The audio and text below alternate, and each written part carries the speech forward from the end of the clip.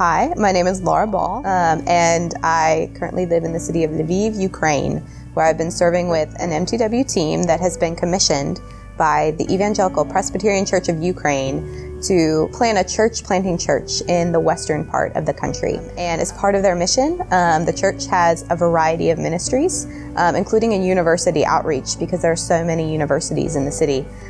So I work primarily with university students, mentoring and discipling, doing Bible studies in large groups. And the goal is to just engage students while they're young and asking questions and have conversations about the Bible.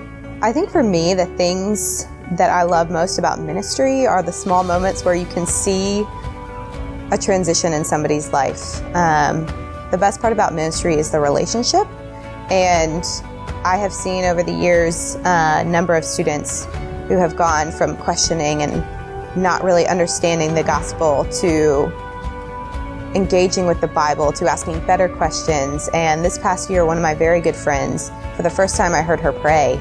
And that was really meaningful, knowing the religious context of Ukraine. It's a place where you don't often pray to God yourself. The priest might pray, you might pray to a saint or to Mary, but it's a big step for a Western Ukrainian to pray for themselves. And so that was a really meaningful moment to hear this girl pray, a girl who I had seen from the beginning of her engagement with our university ministry through the stages of asking questions and reading the Bible for the first time, to this place where she was really understanding the gospel and embracing it and comfortable and able to speak to the Father on her own.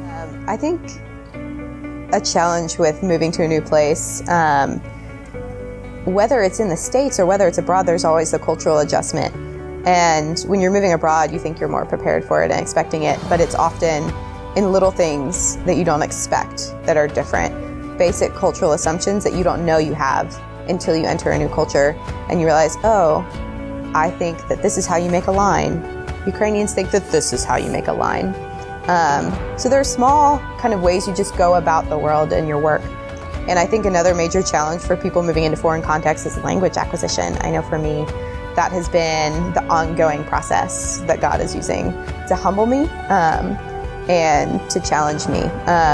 And when you're going into a foreign context, you have to learn a new culture, a new language. You're constantly in a place where you're ministering from your back foot.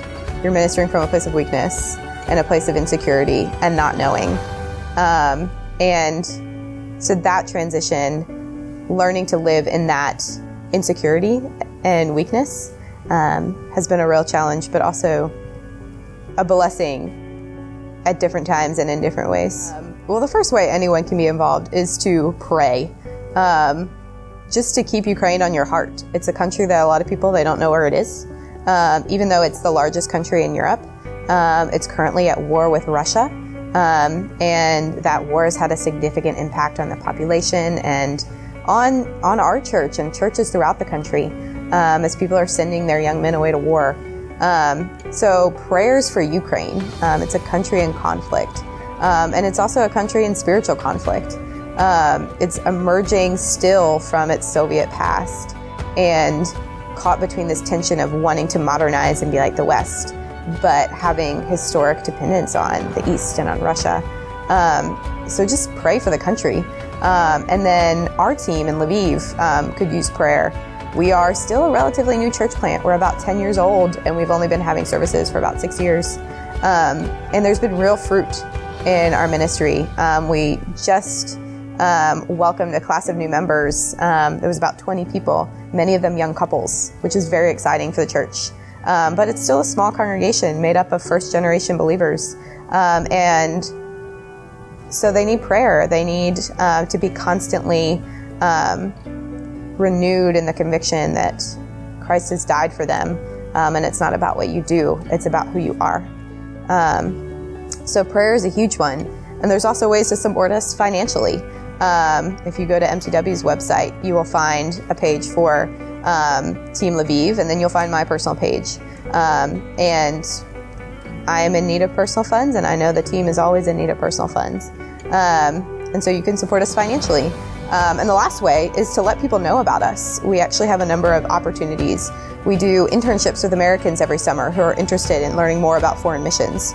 So if you have anyone student age through maybe 28 to 30 who's interested in pursuing foreign missions, you can send them our way or direct them to our website, www.teamlviv.org, and they can learn more about that.